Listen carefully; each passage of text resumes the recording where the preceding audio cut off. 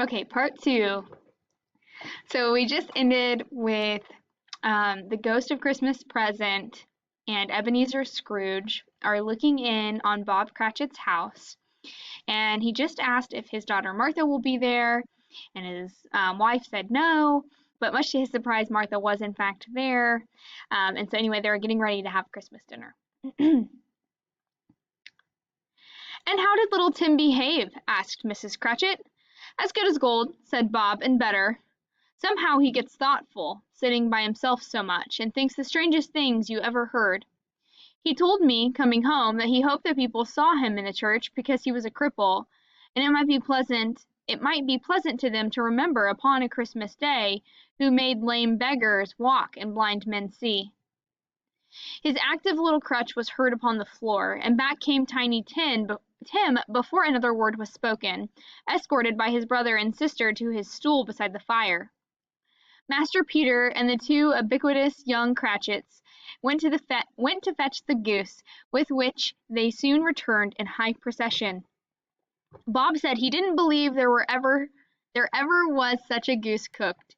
Its tenderness and flavor, size and cheapness were the themes of universal admiration. Eked out by apple sauce and mashed potatoes, it was a sufficient dinner for the whole family. Indeed, as Mrs. Cratchit said with great delight, surveying one small atom of a bone upon the dish, they hadn't ate it all at last. Yet everyone had had enough, and the youngest Cratchits in particular were steeped in a sage and onion to the eyebrows. But now, the plates being changed by Miss Belinda, Mrs. Cratchit left the room alone, too nervous to bear witnesses, to take the pudding up and bring it in. Hollo! A great deal of steam. The pudding was out of the copper. A smell like a washing day, that was the cloth. A smell like an eating house and a pastry cook's next door to each other. With a laundress's next door to that was the pudding. In half of a minute Mrs. Cratchit entered, flushed but smiling proudly, with the pudding like a speckled cannon-ball, so hard and firm, blazing in half a quartern of ignited brandy, and bedite with Christmas holly stuck to the top. "Oh, a wonderful pudding," Bob Cratchit said, and calmly, too, that he regarded it as the greatest success achieved by Mrs. Cratchit since their marriage. At last the dinner was all done, the cloth was cleared, the hearth swept, and the fire made up. The compound in the jug being tasted and considered perfect, apples and oranges were put upon the table, and a shovel full of chestnuts on the fire. Then all the Cratchit family drew around the hearth, in what Bob Cratchit called a circle, and at Bob Cratchit's elbow stood the family display of glass, 2 tumblers and a custard cup without a handle. These held the hot stuff from the jug, however, as well as golden goblets would have done, and Bob served it out with beaming looks, while the chestnuts on the fire sputtered and crackled noisily. Then Bob proposed, "A Merry Christmas to us all, my dears. God bless us." "God bless us, every one," said Tiny Tim, the last of all. "Mr. Scrooge," said Bob, "I'll give you Mr. Scrooge, the founder of the feast." "The founder of the feast, indeed!" cried Mrs. Cratchit, reddening. "The odious, stingy, hard, unfeeling man. Nobody knows it better than you do, poor fellow."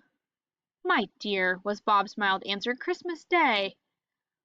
Scrooge was the ogre of the family. The mention of his name cast a dark shadow on the party, which was not dispelled for full 5 minutes. After it had passed away, they were 10 times merrier than before, from the mere relief of Scrooge the baleful being done with.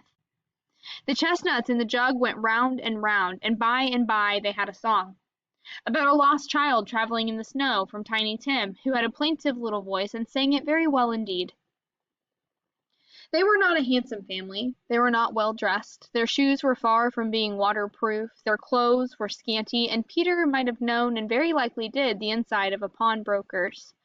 But they were happy, grateful, pleased with one another, and contented with their time. It was a great surprise to Scrooge, as the scene vanished, to hear a hearty laugh. It was a much greater surprise to Scrooge to recognize it as his own nephew's, and to find himself in a bright, dry, gleaming room, with the Spirit standing smiling by his side and looking at the same nephew. "He said that Christmas was a humbug, as I live," cried Scrooge's nephew. "He believed it, too." "More shame for him, Fred," said Scrooge's niece. "He's a comical old fellow," said Scrooge's nephew. Who suffers by his ill whims?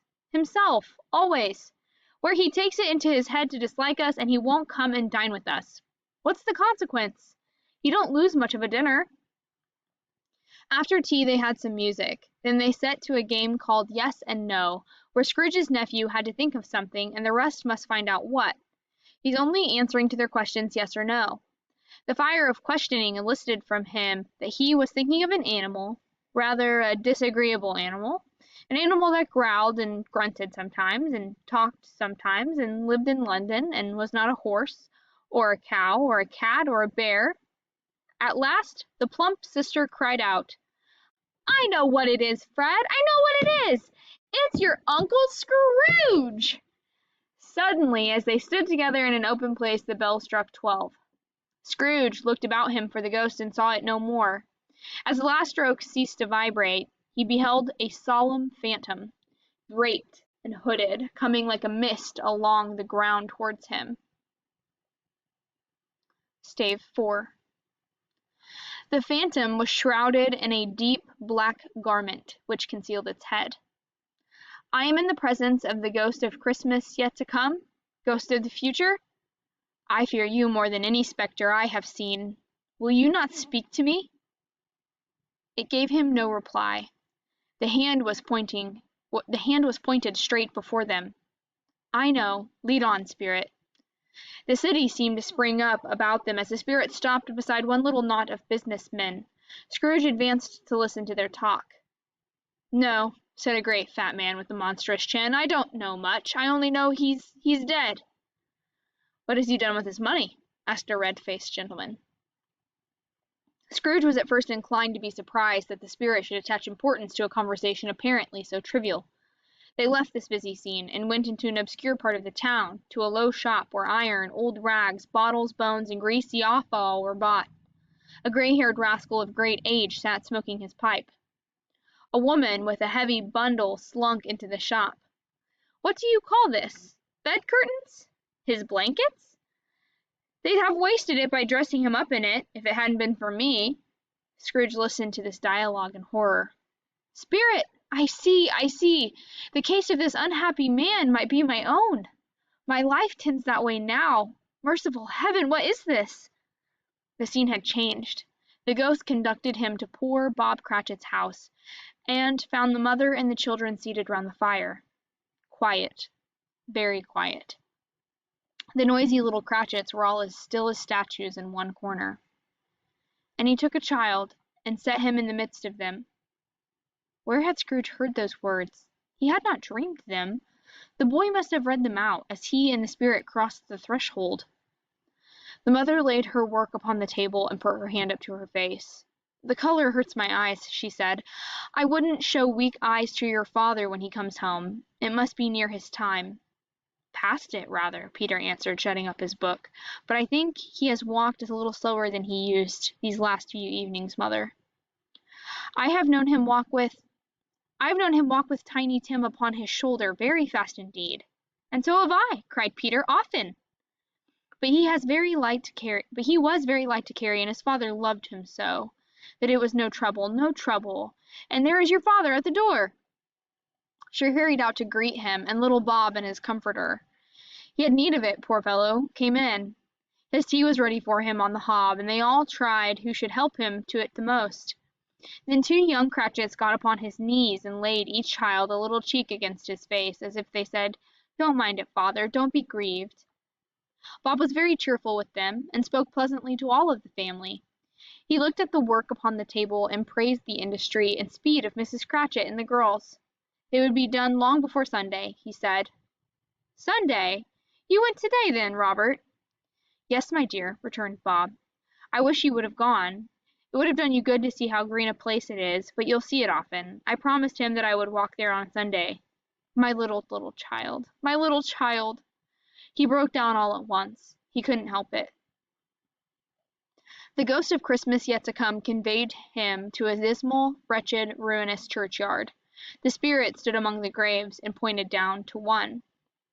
"Before I draw near, answer me one question. Are these the shadows of things that will be, or are they the shadow of things that may be only?" Still the ghost pointed downward to the grave by which it stood. Men's courses will foreshadow certain ends. Scrooge, trembling as he went, followed the finger and read upon the stone of the neglected grave his own name, Ebenezer Scrooge. "No, Spirit! Oh, no, no! Spirit, hear me! I am not the man I was. I will honor Christmas in my heart and try to keep it all the year." Holding up his hands he saw an alteration in the phantom's hood and dress. It shrunk, collapsed, and dwindled down into a bedpost. Yes, and the bedpost was his own. The bed was his own, the room was his own, best and happiest of all, the time before him was his own to make amends in. He was checked in his transports by the churches ringing out the lustiest peals he had ever heard.